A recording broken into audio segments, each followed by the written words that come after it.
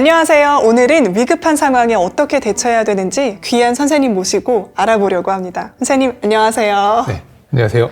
네, 저는 707 특수임무단에서 11년 근무를 하고 또 재작년까지 119 구조대원으로 근무를 하다가 현재는 스포츠센터를 운영하고 있는 홍범석이라고 합니다. 네, 반갑습니다. 반갑습니다. 제가 조금 더 설명을 드리자면 50개국에서 150여 명의 소방관들이 참여해서 전 세계 소방관 중 최강 소방관을 가리는 경기가 있습니다. 바로 최강 소방관 선발대회 경기인데요. 이 경기에서 한국인 최초로 세계 챔피언을 다신 분이십니다. 네. 저희 촬영장에도 네. 이제 오고 싶다는 피디님들이 많으셨는데 찐팬들 두 분만 차출해서 왔습니다.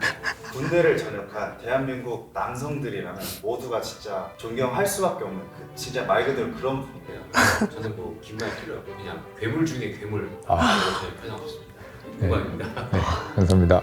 최강 소방관 선생님과 함께 가정 내에서 저희 위급한 상황들이 많이 벌어지잖아요. 그 네. 상황들에서 어떻게 대처해야 되는지 이야기 나눠보려고 합니다. 크게 5가지 주제인데요. 화재, 그리고 낙상 및 골절, 감전됐을 때, 출혈이 있을 때, 화상 입었을 때 어떻게 해야 하는지 차근차근 알아보도록 하겠습니다. 네, 먼저 화재인데요. 선생님, 네. 불이 나면 일단 어떻게 해야 하나요? 불이 났을 때 일단 제일 먼저 진압을 할 건지 대피를 할 건지 그 판단을 빨리 하셔야 돼요. 대피를 해야 될지 진압을 해야 될지 판단하기가 되게 쉽지 않잖아요. 네. 그래서 불의 크기를 그냥 본인들의 키보다 불이 더 크다 그러면은 빨리 주변에 알리고 대피를 하라고 말을 하고, 조그만 불이면은 뭐 소화기든 물을 이용해서 초기 진화도 정말 중요하거든요. 그래서 진압을 시도해라 뭐 이렇게 교육을 하고 있습니다. 이제 화재가 일단 발생을 하면은 열에 의한 손상으로 이제 사상자가 발생하는 경우보다 유독가스로 인해서 사상자가 발생하는 경우가 훨씬 많아요. 유독가스를 흡입하지 않기 위해서 젖은 수건으로 코와 입을 막거나, 젖은 수건이 없을 경우에는 청 같은 곳에 물을 적셔서 코와 입을 가린 상태로 낮은 자세로 대피를 하시면 됩니다. 일단 신속하게 대피하는 게 가장 중요해요. 본인이 일어서 있는 상태에서 생각보다 뜨겁지 않다. 그러면 코와 입만 잘 가리고 빠르게 대피를 하는 게 좋고, 화재가 좀 크면은 이제 일어서 있을 때 그 열 때문에 정말 뜨거울 때가 있어요. 그럴 때는 당연히 자세를 낮추셔야 되는데, 그렇다고 해서 바짝 낮추는 것보다는 조금씩 자세를 낮춰서 열로 인해서 대피에 피해를 안 입을 정도로만 낮춰서 빠르게 신속하게 대피하는 게 올바른 방법입니다. 선생님, 그러면 불이 나면은 옥상으로 가야 하냐 혹은 아래로 가야 하냐, 이것도 조금 분분한 내용인데 어떻게 저희가 이해하면 될까요? 그 현장은 정말 상황이 다양한 상황들이 너무 많기 때문에 딱 정해져 있진 않아요. 제일 중요한 거는 지상으로 대피하는 게 가장 좋은 방법이고, 옥상으로 대피해야 될 경우에는 지상으로 대피를 할 수 없는 상황, 연기나 열기, 그리고 불길 때문에 지상으로 갈 수 없거나 너무 고층이어서 옥상이 훨씬 가까운 경우에는 옥상으로 대피를 해서 꼭 구조 요청을 하셔야 돼요. 뭐 핸드폰으로 내가 옥상에 있다, 아니면은 소리를 질러서라도 본인이 옥상으로 대피해 있다는 것을 꼭 구조대원이나 소방대원들에게 알려주셔야 됩니다. 불이 아파트에서 난 경우에는 대피를 하려고 하기보다 네. 화장실 문을 꼭 닫고 그 안에 숨어 있는 게 낫다라는 이야기도 좀 있는데요. 네, 그 방법도 좋은 방법이에요. 지상으로 대피하는 게 가장 좋은 방법이지만, 외부로 현관문 쪽에서 연기가 많이 들어오거나 뜨겁거나 했을 경우에는 화장실로 들어가서 그 문틈 사이에 젖은 수건이나 휴지 등으로 유독가스가 들어오지 못하게 잘 막아놓은 상태에서 또 물을 틀어놓고, 또 화장실에서 가만히 있으면 안 되고 그 안에서 휴대폰을 이용해서 또 본인의 위치를 반드시 알려주셔야 됩니다. 네, 구조 요청을 반드시 해야 된다라고 알려주셨습니다. 네. 그러면 일단 가정 내에서 화재가 나지 않게 하는 게 가장 중요할 것 같은데요. 선생님, 혹시 평소에 집에 구비하고 계신 그런 물품 같은 것들이 있을까요? 그 K급 소화기를 추가적으로 저는 K급 소화기요? 네. K급 소화기가 이 기름 화재를 진화할 수 있는 소화기인데, 가정집에서 식용유 화재가 정말 많이 발생을 해요. 식용유 화재라고 하면 그 요리하다가. 튀김 음식 네, 하시다가요? 식용유 화재가 발생했을 때 뭐 다른 응급처치로 할 수 있는 방법도 여러 가지 있지만, 가장 완벽한 방법은 K급 소화기를 사용하는 거거든요. 통상 가정집에 있는 ABC 분말 소화기 같은 경우에는 기름 화재를 진화를 할 수가 없어요. 그렇기 때문에 K급 소화기는 또 진화가 가능하기 때문에 그렇게 비싸지 않거든요. 그래서 K급 소화기도 가정집에는 꼭 하나 구비해 놓으시면 좋을 것 같습니다. 두 번째로 또 가정 내에서 많이 조심하셔야 되는 게 낙상 그리고 그로 인한 골절인데요. 골절 일어났을 때 어떻게 해야 되는지도 알아보도록 하겠습니다. 일단 골절이 발생을 하면은 가장 중요한 것은 움직이면 안 돼요. 눈에 보이는 골절이 있고 또 눈에 보이지 않는 골절들이 많아요. 근데 이걸 판단하기가 되게 어려운데 심하게 넘어져서 뭐 낙상으로 인해서 부상을 입었다. 뭔가 좀 안 좋은 것 같으면 일단 그 부위를 움직이면 안 돼요. 본인이 생각했을 때는 괜찮다고 생각했다가 막 움직였다가 또 2차 손상이 발생할 수 있기 때문에 골절이 의심만 돼도 움직이지 않고 부목이나 뭐 부목이 없다면 뭐 딱딱한 뭐 막대기 그다음 또 수건 같은 걸로 그 부위를 고정해 두는 게 가장 좋습니다. 골절 중에서도 또 많이들 조심하셔야 되는 게 치아 골절인데요. 네네네. 이빨이 이렇게 부러지기도 하고 이렇게 쏙 빠지기도 하고 그러잖아요. 네. 그럴 땐 어떻게 해야 하나요? 낙상이나 넘어졌을 때 생각보다 많이 다치는 부위가 또 치아가 골절이 됐을 때는 많이들 잘 아시고 있을 것 같은데 입안에 상처가 생기기가 쉬워요. 치아가 다쳤을 경우에는. 그럴 경우에는 깨끗한 물로 입을 헹궈 주시고 골절된 치아는 생리식염수에 담아서 병원으로 이동하시면 돼요. 근데 또 생리식염수는 구하기가 쉽지 않잖아요. 그렇죠. 가정에 없을 수도 있고요. 네. 또 우유에 또 그 골절된 치아를 담아서 가면은 생리식염수하고 비슷한 그 효과가 있거든요. 근데 가끔 치아가 이렇게 쏙 빠지는 경우 있잖아요. 네. 그럴 때 그냥 넣으시는 분들도 있는데 이것도 괜찮은 건가요? 네, 맞아요. 그 생리식염수나 우유가 따로 없으면 본인 입속에 다시 넣어서 치과로 가셔도 되고 혓바닥 밑에다가 골절된 치아나 뽑힌 치아를 가지고 가셔도 됩니다. 근데 아이들 같은 경우에는 삼킬 수도 있기 때문에 아이들 치아 같은 경우에는 이제 부모님이 직접 혓바닥 밑에 넣어서 가지고 가셔도 됩니다. 알겠습니다. 그다음에 세 번째로 또 많이 걱정되고 또 주의해야 되는 게 감전입니다. 감전 같은 경우에는 정말 가정에서도 조금만 잘못하면은 발생을 할 수 있거든요. 그래서 감전된 사람은 일단 그 전기가 흐르는 곳에 붙어 있어요. 그 부위가. 그렇기 때문에 그 흐르는 전기와 감전된 사람을 떼어내는 게 가장 첫 번째로 중요한 부분이에요. 가장 편한 방법은 전기 차단기를 내리는 건데 이 전기 차단기가 또 사전에 어디 있는지 알고 있지 않은 상황이라면 찾기가 또 어려워요.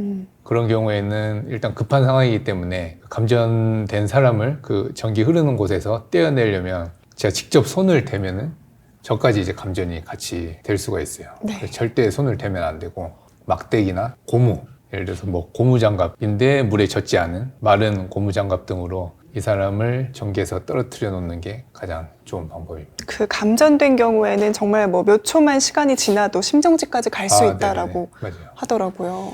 그래서 감전된 사람들의 특성이 이 쇼크로 인해서 심정지가 쉽게 발생해요.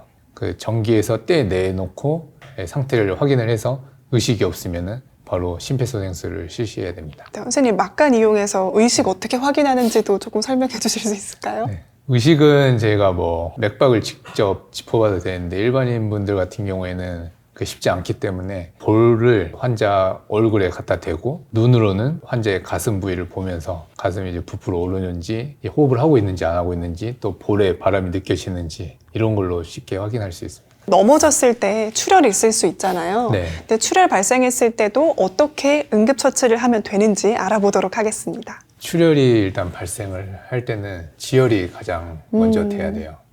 네, 지혈은 여러 가지 방법이 있는데 일반인들 분이 쉽게 할 수 있는 방법은 직접 압박법이라고 상처를 직접 압박하는 방법인데 이때 이물질이 있거나 또 상처 주위에 오염이 돼 있으면은 그 부분을 깨끗한 수건이나 아니면 소독된 거즈로 닦은 다음에 상처에 이제 직접 압박하는 방법이 있습니다.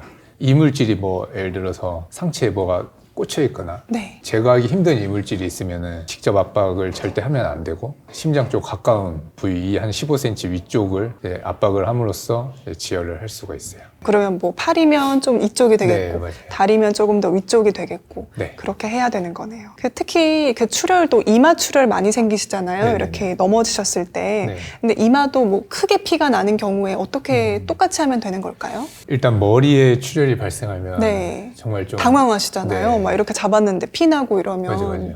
그래서 위험한 순간도 되게 많을 수 있어서 일단 머리에 출혈이 심하거나 그 상처 부위가 형태가 뭐 머리 형태가 변했거나 또 뇌진탕이 의심될 때는 빠르게 119에 신고를 해서 도움을 받으셔야 돼요.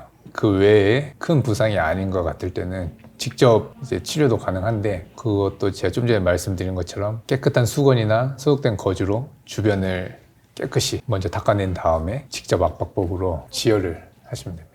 아, 그리고 출혈하면 또 많이 있는 게 코피. 아, 네. 근데 코피 날 때 그냥 이렇게 보통 잡고 이렇게 뒤로 젖히시거든요. 네. 이것도 괜찮은 방법인가요? 대부분 고개를 젖히는 게 휴지로 1번이라고 이렇게 틀어막고요. 네. 코를 이렇게 뒤로 젖히면 이 피가 폐까지 들어간다고 해요. 그래서 오히려 더 안 좋은 상황이 발생할 수 있다고 해서 절대 코피 났을 때 머리를 뒤로 젖히시면 안 됩니다. 머리를 뒤로 젖히지 말고 아까 휴지 넣는다고 했잖아요. 휴지 넣는 방법이 혈관 압박을 해서 지혈하는 방법이에요. 그래서 휴지나 솜을 넣고 아니면 콧볼 종을 강하게 쥐어서 직접 압박하는 방법이 가장 좋은 방법이에요. 이것도 코피도 어쨌든 출혈이니까 네. 휴지로 직접 압박을 하거나 네. 이렇게 콧등 여기 부분을 꾹 눌러서 압박을 네. 하는 게 좋다라는 거네요. 네, 맞아요. 그다음 마지막 화상인데요. 가정 내에서 1도 화상 정도는 많이들 일어나시잖아요. 뭐 맞아요. 고데기에 데이기도 하고 네네네. 뭐 뜨거운 물건에 데이기도 하고요. 네. 일단 화상이 통상 1도, 2도, 3도로 많이 보는데 1도는 쉽게 말하면 제가 햇빛에 오래 노출됐을 때 붉어지는 그리고 허물 좀 벗겨지는 이 정도가 1도 화상으로 생각하시면 되고 2도 화상은 이제 물집이 잡히는 그리고 3도 화상은 피부층까지 이제 화상이 심하게 입은 경우인데 2도, 3도는 열을 식히면서 무조건 병원 가서 치료를 받으셔야 됩니다. 1도 같은 경우에는 가볍게 집에서도 치료가 가능한데 저는 주로 이렇게 고데기 하다가 화상 입거나 네. 뜨거운 거 잘못 쏟아가지고 화상 입으면 그냥 얼음 주머니 만들어서 대고 있고. 그것도 나쁜 방법은 아니에요. 아, 그래요? 열 식히는 게 가장 1순위라서 열을 식히는 건 맞지만 네. 얼음으로 할 때는 정확히 시간을 잘 지키셔야 돼요. 아, 계속 대고 있으면 안 된다는 네, 거네요. 절대 안. 화상을 예방하려다 동상에 걸리는 경우가 또 있어서 그런 방법보다 이제 뭐 꺼즈 같은 거에 찬물을 적셔서 그냥 얹어 놓으시는 게 가장 좋아요.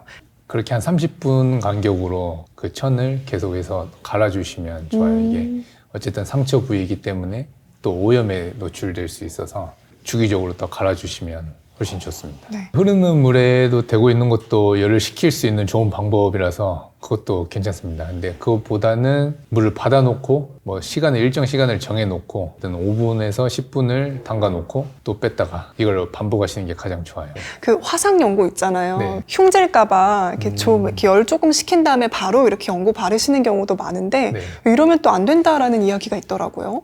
열을 확실히 식힌 다음에 오. 네, 1도 화상 같은 경우에도 열을 확실히 식힌 다음에 화상 연고를 바르는 게 좋고 2도, 3도 화상 같은 경우에는 일단 병원 치료를 받은 다음에 화상 연고를 사용하셔야 돼요. 저도 실제로 제 소방관으로 근무할 때도 항상 그 훈련을 실제 상황이라 생각하고 가족한테 그런 사고가 일어났다고 생각하고 그런 훈련들을 해왔었어요. 그렇게 하다 보니까 실제 상황에서도 제가 아무리 패닉이 와고 힘든 상황에서도 그게 다 하나하나 기억이 나고 또 행동할 수 있게 된 것 같습니다. 그렇기 때문에 여러분들도 평소에 실제 사고가 그런 실제 재난이 왔다고 생각을 하고 한 번씩 뭐 실습을 해보는 게 가장 좋고 실습이 안 된다면 이미지 트레이닝이라도 꼭 스스로 여러 번 해보시면 그런 상황이 언제 닥치더라도 유연하게 잘 대처할 수 있을 것 같습니다.